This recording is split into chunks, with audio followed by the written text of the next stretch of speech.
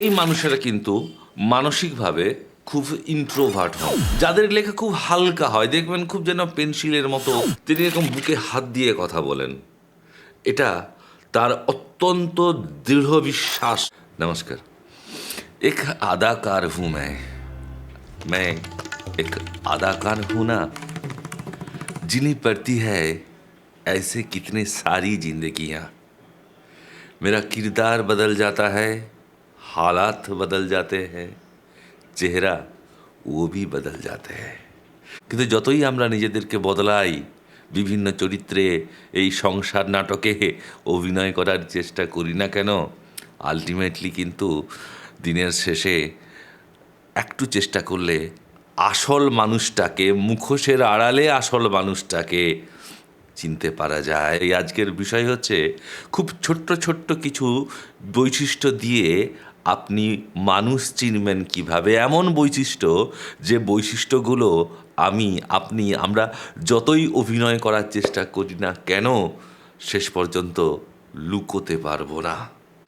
ধরুন একসাথে কোথাও অনেকে মিলে বেড়াতে গেছেন, খেয়াল করবেন যে কিছু মানুষ তারা বেশ দ্রুত গতিতে হাঁটেন এবং খানিকক্ষণ পরেই দেখবেন যে সেই বিশেষ মানুষটি সে আপনাদেরকে পেছনে ফেলে কয়েক যোজন এগিয়ে গেছে। এখন এই ধরনের মানুষেরা যদি আমরা সাইকোলজিকে দেখি তাহলে বলা হচ্ছে যে এই মানুষেরা যারা দ্রুত গতিতে হাঁটতে অভ্যস্ত বা অপরকে পেছনে ফেলে একা এগিয়ে যেতে অভ্যস্ত, এরা হচ্ছেন ভীষণ রকমভাবে আত্মবিশ্বাসী এবং মানসিকভাবে খুব দৃঢ়চেতা হন।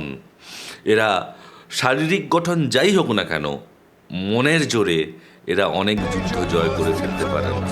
তাই তো কবি বোধহয় বলেছেন, যদি তোর ডাক শুনে কেউ না আসে তবে একলা চলো রে। আবার কিছু মানুষ দেখবেন তারা খুব ধীর গতিতে হাঁটেন। এরা বাস্তবে খুব শান্ত এবং ভাবুক প্রকৃতির মানুষ হন। এরা খুব একটা কোনো ঝামেলায় জড়াতে পছন্দ করেন না, বা এদেরকে দিয়ে আপনি চট করে কোনো সিদ্ধান্ত দ্রুত নেওয়াতে পারবেন না। আবার কিছু মানুষ দেখবেন আমার সাথে মিল পাওয়া যায়। তো কিছু মানুষ দেখবেন যারা ধরুন হাঁটতে হাঁটতে গিয়ে হঠাৎ করে থমকে পড়লো, যেন কোনো কিছু একটা সে ভুলে গেছে। পকেট বা ব্যাগ হাতড়ে সে নিশ্চিত হলো যে না, জিনিসটা সেটা পেন হোক, চশমা হোক, চাবি হোক, ওখানেই রয়েছে। তো এই ধরনের মানুষেরা সাধারণত খুব ভুলোমনা এবং বাই নেচার খুব অ্যাংজাইটিতে ভোগেন। প্রায় এরা দরকারি কাজ ভুলে যান, অনেকটা ওই জেরোমের আঙ্কেল পজার টাইপের মানুষ।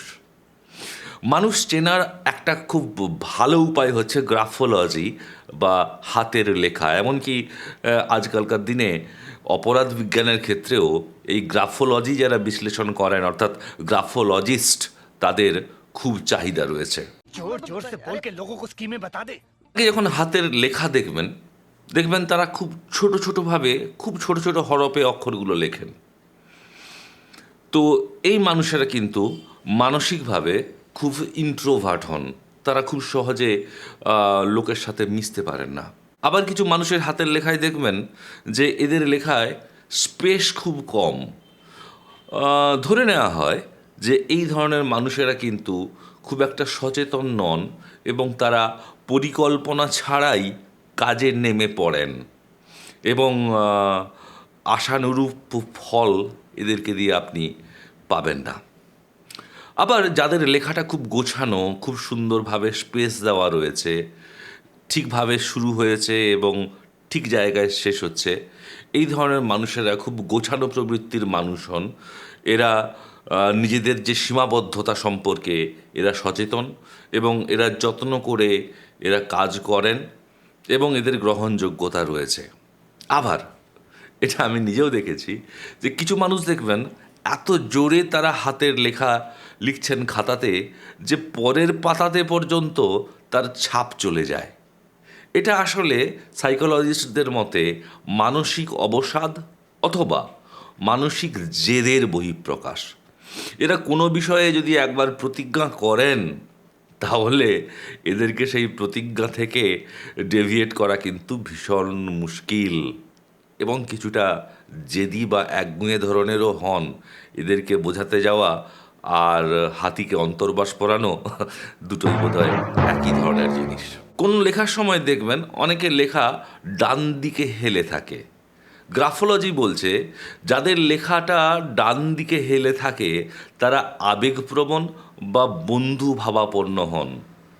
লেখা যদি কোনো দিকে না হেলে সোজা হয় তাহলে সেই মানুষগুলো খুব যুক্তিবাদী এবং সত্যনিষ্ঠ হন। এরা আবেগ দিয়ে খুব একটা পরিচালিত হন না।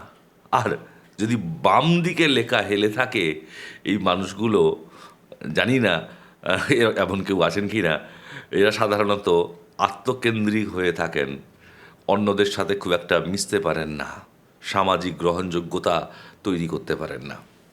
যাদের লেখা খুব হালকা হয়, দেখবেন খুব যেন পেন্সিলের মতো লেখা হচ্ছে পেনে, এদের মধ্যে জীবনী শক্তির অভাব হয়, এরা খুব অলস হন এবং একটু খামখেয়ালি ধরনের হতে পারেন।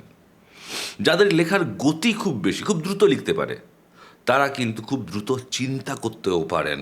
সেজন্যই পরীক্ষার খাতায় একদম ঘড়ি দেখে একদম শেষ বেলায় দ্রুত গতিতে লেখার চেষ্টা যারা করে এবং যারা প্রথম থেকেই দ্রুত গতিতে লেখে, দুজনের মধ্যে কিন্তু তফাৎ থাকে। বাস্তবে হয় কিনা বলুন। মানুষ চেনার আর একটা গুরুত্বপূর্ণ উপায় হচ্ছে তার অঙ্গভঙ্গি। এখন আপনারা বলতেই পারেন যে এই যে গ্রাফোলজির কথা বললাম বা মানুষের যে জেস্চার, অঙ্গভঙ্গি, এই যে কথা বলছি আমরা, তো এগুলো চাইলে তো মানুষ নিয়ন্ত্রণ করতে পারে।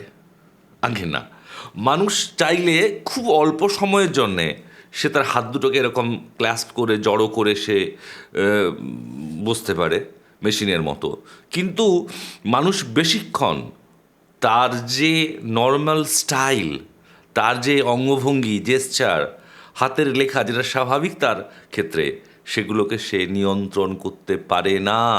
যেমন ধরুন কথা বলার সময় আই কন্ট্যাক্ট করতে পারেন কিছু মানুষ, তারা চোখে চোখ রেখে কথা বলেন। এই ধরনের মানুষেরা ভীষণ রকমভাবে সেলফ কনফিডেন্ট, এদের জন্যই হচ্ছে বীরভোগ্য বসুন্ধরা।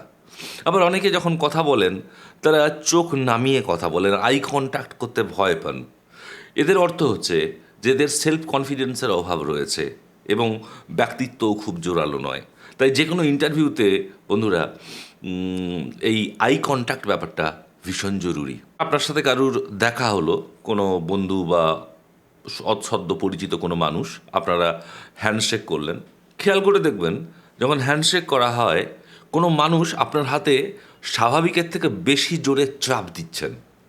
তো যখন হ্যান্ডশেকের সময় অপরপক্ষ জোরে চাপ দেয় বা আপনি হয়তো নিজে ফিল করতে পারছেন না, আপনি বেশি জোরে চাপ দিয়ে হ্যান্ডশেক করছেন, এর মানে হচ্ছে আপনি কিন্তু, বা যে ভদ্রলোক বেশি চাপ দিয়ে হ্যান্ডশেক করছেন তিনি কিন্তু খুব ডমিনেটিং নেচারের পার্সোনালিটি হন, অপরকে ডমিনেট করেন। আবার অনেকে হ্যান্ডশেক করে এরা হাতটা আলতো করে ছুঁয়ে থাকে। তো এই মানুষেরা কিন্তু খুব একটা ব্যক্তিত্ব থাকে না এবং এদেরকে সহজে মিসগাইড করা যায়। একজন মানুষ যখন কথা বলেন তিনি বুকে হাত দিয়ে, স্বামীজির ছবি দেখবেন, তিনি এরকম বুকে হাত দিয়ে কথা বলেন। এটা তার অত্যন্ত দৃঢ় বিশ্বাস, নিজের উপরে চূড়ান্ত বিশ্বাস প্রকাশ করে।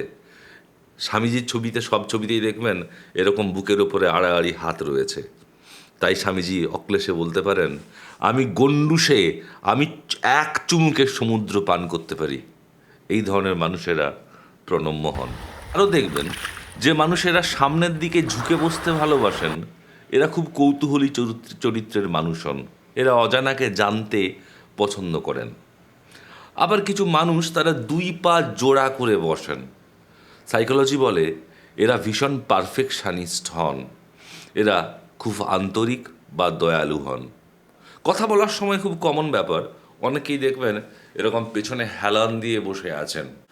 তো এই ধরনের মানুষেরা যারা এরকম হেলান দিয়ে বসে আছেন এরকম করে, এরা ভাবতে ভালোবাসেন, পারফেকশনিস্ট হতে চান এবং সময় নিয়ে সুন্দর সুচারুভাবে এরা কাজ করতে পছন্দ করেন।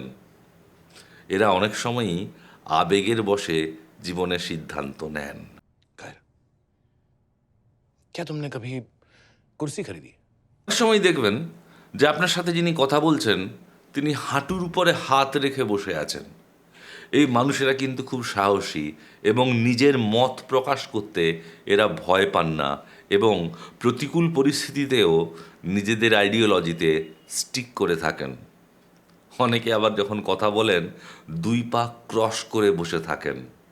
এরা হচ্ছে সমস্ত কিছুতে কর্তৃত্ব করতে ভালোবাসেন, পরিস্থিতির ওপরে নিয়ন্ত্রণ রাখতে এরা পছন্দ করেন। অনেকে আবার যখন কথা বলছেন তখন পায়ের ওপরে পা তুলে বসে আছেন। এরা হচ্ছে বাবুয়ানি গোত্রের মানুষ। এদের মধ্যে আত্মবিশ্বাসের অভাব রয়েছে। এরা ওই খেয়ে দেয়ে ঘুমিয়ে কোনোভাবে জীবন থেকে পালিয়ে জীবনটা কাটিয়ে দিতে চান। অনেকে আবার দুই হাত এক করে কোলে নিয়ে বসে থাকেন। সাইকোলজি বলছে যে এরা খুব ভালো বন্ধু হন এবং আবেগপ্রবণ হন। এরা বাঁচার নেশায় বুঁদ থাকেন। শেষ করছি আর এক ধরনের বৈশিষ্ট্য দিয়ে, এটা অনেকেই আমরা খেয়াল করি না। ধরুন হঠাৎ করে আপনার সাথে একজনের আলাপ হলো, টুকটাক কথা হলো, সেও চলে গেল, আপনি অন্যদিকে হাঁটা দিলেন এবং কিছুদিন তো পরের কথা, কিছুক্ষণ পরেই আপনি সেই ভদ্রলোকের নামও ভুলে গেছেন। কিন্তু কিছু মানুষ রয়েছেন দেখবেন এরা খুব ভালো নাম মনে রাখতে পারেন। হয়তো আপনাকে একবারই দেখেছেন তিনি, কিন্তু আপনার নাম, বাড়ি, সেই যে একবার শুনেছিলেন তিনি মনে রেখেছেন এবং দেখা হলে আপনাকে তিনি ওই নামেই সম্বোধন করে ডাকবেন। এই ধরনের লোকেরা কিন্তু ভীষণ বুদ্ধিমান এবং এদের কমিউনিকেটিভ স্কিল ভীষণ বেশি। সংগঠক বা রাজনীতিক নেতা হিসেবে এরা জীবনে ভীষণভাবে সফল হন। বন্ধুরা, আরও একটা এপিসোড করব এই ব্যাপারে, কারণ we have to learn to read man like a book. ভালো থাকবেন, নমস্কার।